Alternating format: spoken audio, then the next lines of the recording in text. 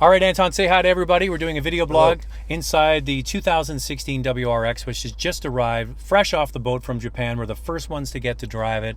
What's new for 2016? Actually, all kinds of things. So in 2015, it was a full model change, so all new. And all kinds of accolades, and you're selling a lot of them. Yeah, we're selling a lot, and but for 16 we actually made quite a few changes, surprisingly. So, for example, we've installed something called SRVD, which we have on Legacy and Outback, which is Subaru Rear Side Vehicle Detection. I was going to say, do you want anything with VD in it? Fair enough. Well, we also have an STI, and that means certain things in other countries too, right? Yeah. So acronyms are acronyms, but what it basically is it's blind spot detection, lane change assist. So if there's a fast approaching vehicle, so for example, there's a police car in the lane next to you going 140 and you're going 100, that light on the mirror will illuminate long before the car's there. So, so you'll see the light before you see it in the mirror. Yes. So it's not just about a car being in the blind spot. It's like the fast approaching car. Fast approaching closing speed. Yeah. It also has rear cross traffic alert, which is great for backing up out of parking spots. We added some LED turn signal mirrors on some of the models as well. WRX also has on the Sport Tech 18-inch rims now instead of 17s. It's the one thing I got to say. WRX, it looks too... The track, I think, needs to look a little wider. The car looks bigger than the wheels. You know what I'm saying? Like the ratio of body to wheel doesn't quite look right to me. If the wheels were pushed out a little bit up from the fenders, I think it would look better. Really? Okay. Well, the 18-inch may solve that, visual appeal for you. But in terms of the actual track of the car, it's wider than it was, before. But the car overall is bigger than before. It is bigger. The corner is much flatter. The handling is like night and day compared to the previous version. And I do like the car a lot, and it offers huge value, which is one of the reasons why I think the WRX has been selling so well. And that's what you really tried to do when you brought it in 15 was pricing, right? Yeah, like it's actually been going down for about 10 years, you could say. So we finally, with the 2015 model, brought it down to $29,995, so under 30.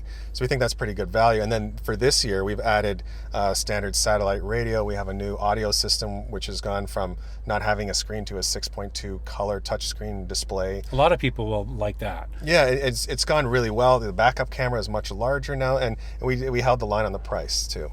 I think that was a weak point, was the audio. And I in my review, I said that I had a hard time pairing my phone, Android phone. It kept kicking me off. I think it did a bunch of times. So hopefully this will be better.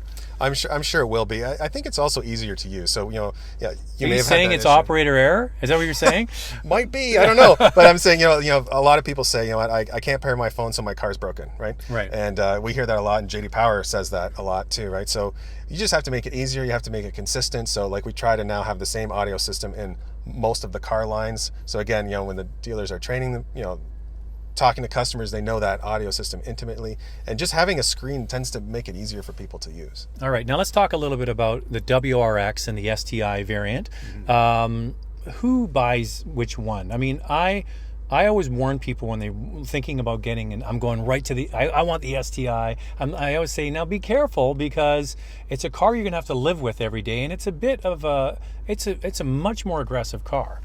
It is, and you know what? It's nice to have that choice. So the WRX is definitely more fuel efficient, and then we also have a sport linear-tronic transmission, which is basically a CVT with up to 8 virtual gears. Oh, I'm going to go on record. I wasn't a believer. It's very good, and you know what? A lot of people think a CVT in a performance sedan, but it works. I mean, you guys have got the CVT thing nailed in some of your cars. There's one exception, but I think you do a great job.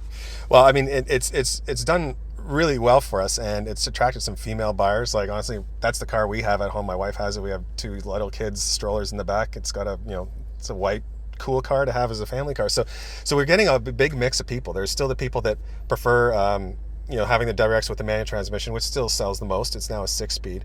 But even, with that vehicle, you can fill it up with regular gas. I mean, you get more performance with premium, but, you have that option as well.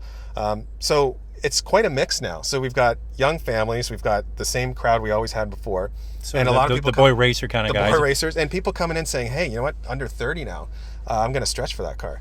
STI is different. STI is still a bit more raw.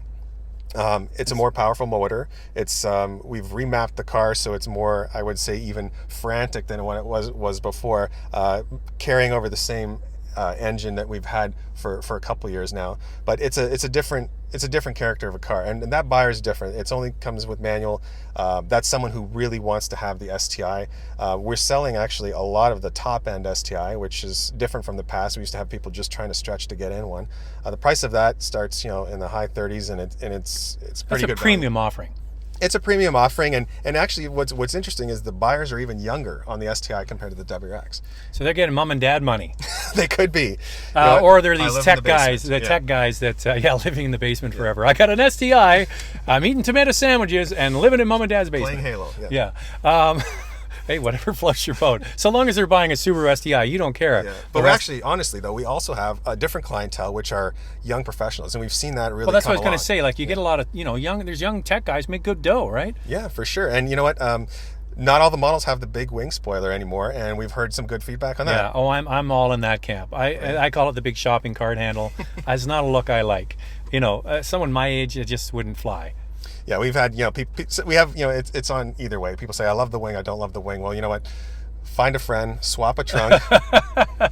I've done it. Yeah, so I mean, what if his is blue and yours is white? Well, that doesn't really work so well. But now, when the STI and the WRX were launched, I remember sitting in the PowerPoint presentation and reading that it was almost a 50-50 split, or very close. I can't imagine with this new WRX that it's still like that. I think the WRX is going to sell quite a bit more than the STI. It's around 60-40. So the STI still is carrying a lot of the sales weight.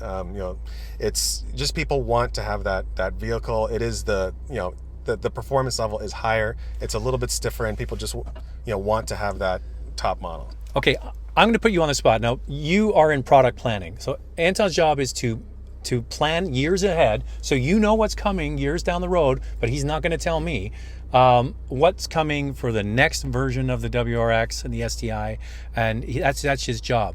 So you're not in sales, you're not in marketing, he's in product planning.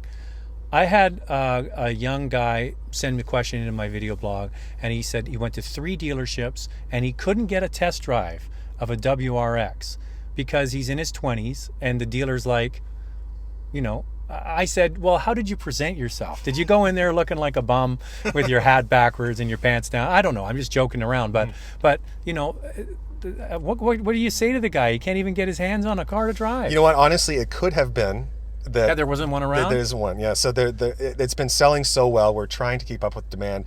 The factory's at maximum capacity. It's selling well all over the world. And do you have just one plant for this car? We have one plant for this car. So when it's maxed out, you can't add another line?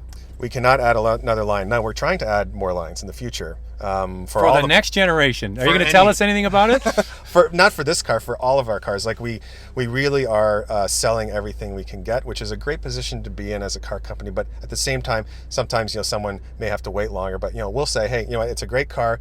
When we get one in, we'll give you a call, take it for a drive. I'm sure you'll like it. All right. Well, everybody here at the launch of this WRX is lined up ready to go out for dinner. So I've got to go check in, and so do you. And thanks to everybody for watching the video blog, and say goodbye. Thank you, and thanks for the beer you're going to buy me. Okay, you got it. I'll just pass that on to the PR guy. Nice. And no driving. All right, talk to you later. Fair enough. Thanks. Bye.